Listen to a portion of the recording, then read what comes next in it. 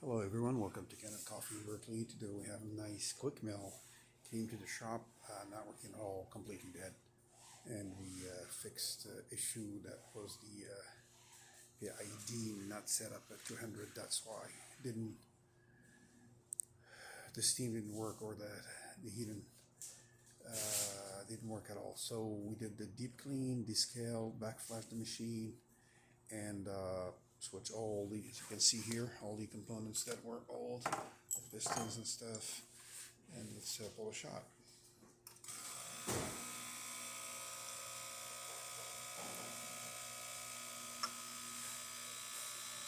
There you go. Coffee is dispensed in already.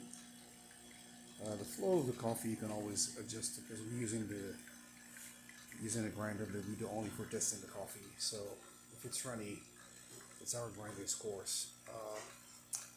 Coffee machine is working. Also, steam, and it's ready to go home. Please come and see our beautiful selection of brand new machines at the shop in Berkeley, and we greatly appreciate your subscription.